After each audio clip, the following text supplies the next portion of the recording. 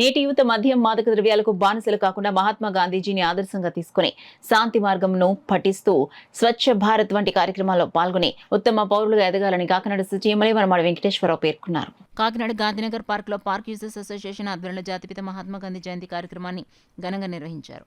కార్యక్రమంలో పాల్గొనేందుకు విచ్చేసిన కాకినాడ సిటీ ఎమ్మెల్యే వనమాడి వెంకటేశ్వరరావుకు స్థానిక నాయకులు మహిళలు పుష్పగుచ్చాలు అందించి ఘన స్వాగతం పలికారు.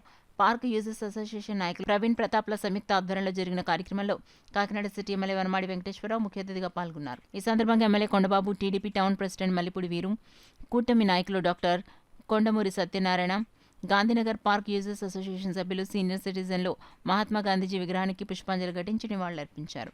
ఈ సందర్భంగా ఎమ్మెల్యే కొండబాబు మాట్లాడుతూ ఎంతో చరిత్ర గల గాంధీనగర్ పార్కును నగరంలో ఇతర పార్కులను స్మార్ట్ సిటీ నిధులతో పెద్ద ఎత్తున అభివృద్ధి చేశామన్నారు.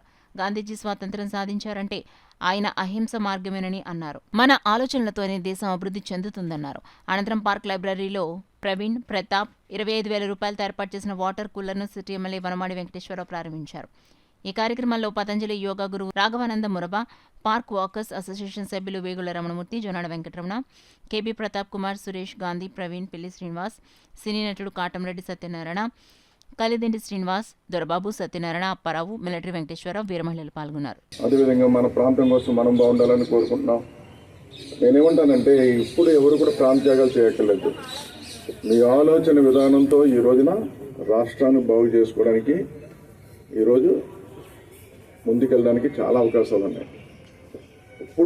అప్పుడు పోరాటాలు చేశారు, ఇప్పుడు పోరాటాలు చేయక్కర్లేదు.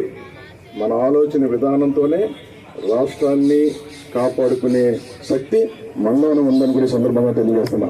ఆలోచన విధానాలు కరెక్ట్గా ఉండాలి ఈ రోజున. అదేవిధంగా ఈరోజు వాళ్ళ దేశం కోసం పోరాటం చేశారు. ఈరోజు మనం ఈ రకంగా ఉన్నాం. భావితరాలు ఇంకా నెక్స్ట్ జనరేషన్ కూడా ఈరోజు 150 సంవత్సరాలు ఆయన గుర్తు చేసుకుంటున్నాం మనం ఈ రోజున. అంటే నెక్స్ట్ జనరేషన్ కూడా ఆయన గుర్తు చేసుకుంటూనే ఉంటారు. ఈ సమాజం ఉన్నంతకాలం ఆయన గుర్తు చేసుకుంటూనే ఉంటారు.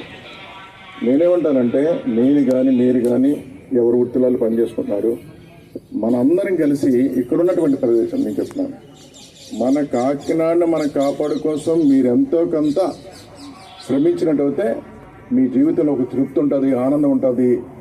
మన పిల్లలు, మనకి ఉన్నటువంటి మన చుట్టూ ఉన్న ప్రజలు కూడా మనల్ని కూడా గుర్తు చేసుకుంటారు. అదే మన కుటుంబాలకి శ్రీరామ రక్షణ కూడా సందర్భంగా తెలియజేస్తున్నాం. ఎందుకంటే ఈ మాట చెప్పాల్సి వస్తుంది.